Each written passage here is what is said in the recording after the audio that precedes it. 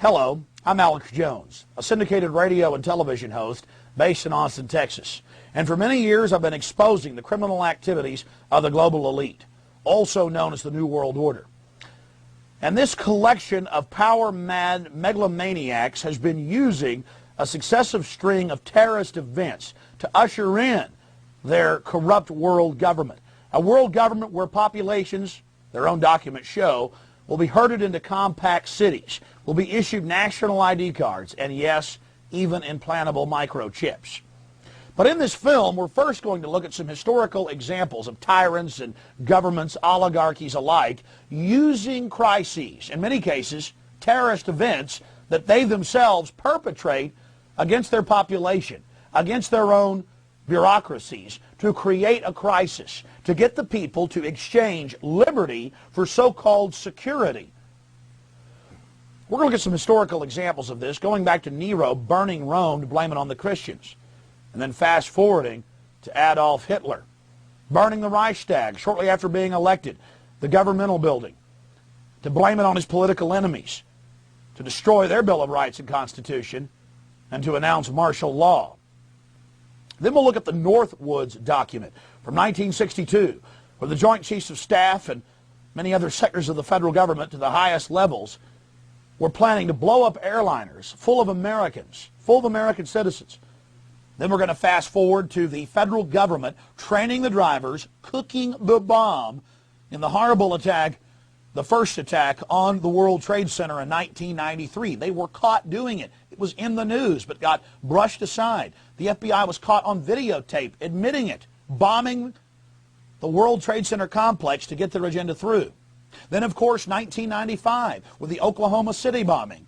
Again, staggering amounts of evidence, an absolute proven fact that the government had prior knowledge and was instrumental in engineering the attacks on the Alfred P. Murrah building in Oklahoma City. And then, of course, none of you have to be reminded of the tragic events in 2001 on September 11th.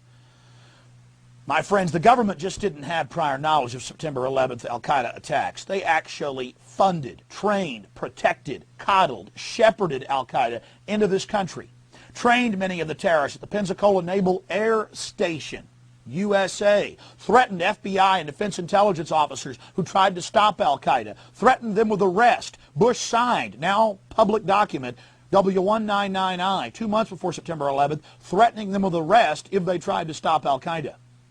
And now his approval rating went from 45% to to 90+%.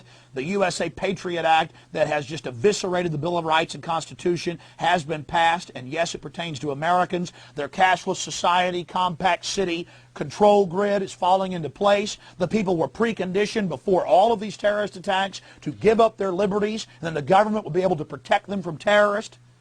Look at who really stands to gain from this. Look who has the motive. You know, we tripled the FBI's anti-terrorism funding in 1996 after Oklahoma City. They didn't protect us in 2001 from Al-Qaeda, did they? No, they funded and protected them. Took their names out of the customs computers. Took their names out of the airport computers. Nursed bin Laden back to health in a U.S. hospital. You're going to see all the evidence. We had a war on drugs. There's triple the heroin, double the cocaine on our streets. Government's own numbers than there was 8 years ago. Our prison population has gone from 1.3 million to 6.5 million in the last 2 years, going into 2002, with the numbers only expanding. We had a war on poverty. There's more poverty. A war on illiteracy. There's more illiteracy. Now they're going to have this war on terrorism. You're going to see only escalations in it because the government only gets more power, more control over our lives, more funding after each horrible event. 12 people die at the first World Trade Center attack, 168, Oklahoma City, 3,000 plus, the second World Trade Center attack by the government. And now they're telling us get ready for more attacks. And yes, if we don't take microchips, if we don't accept a microchip population, then we're going to get attacked again. And already the states admit they'd already been implementing a national ID card scheme. And then, of course, the total goal. Why the New World Order is pushing all of this. We know they want tyranny. We know this global government is behind it. They're now publicly talking about a New World Order. How did they get all this? And what's their final goal? A world population reduction of 80%, everyone crammed into compact cities, and yes, the United Nations is preparing to release mass plagues on the earth because the elite want the life extension technology for themselves. They know that technology is a double-edged sword that can be used to empower humanity or that can be used to totally enslave humanity.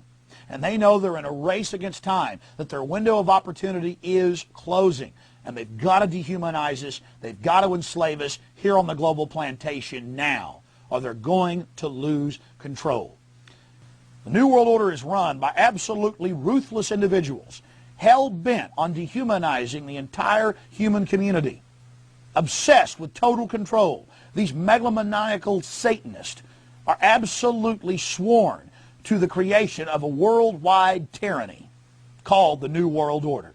This is the evidence, and it is conclusive. 911, the road to tyranny. War.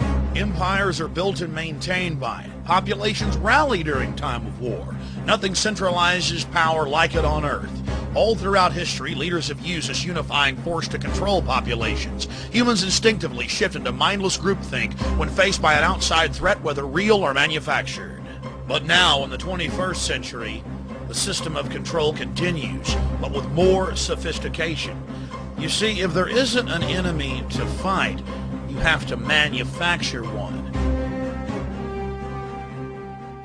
In AD 64, on the 10th of August, Nero, emperor of Rome, set the city ablaze while he fiddled. You see, he had a problem. The Christians were getting too popular. Of course, after he torched Rome, people were more than happy to rip them limb from limb in the arena. The persecution of the Christians is only one of many ancient examples of governments persecuting populations after creating crises. On February 15, 1898, treason was committed by William McKinley's Navy when they blew up their own ship in Havana Harbor to create a pretext for war with the Spanish government. Adolf Hitler had already been elected president, but he wanted to abolish the chancellery and make himself Fuhrer. And to do that, he had to create enough of a crisis to create massive levels of fear in the population so that they would willingly lay down their republic and give it into the hands of this monster.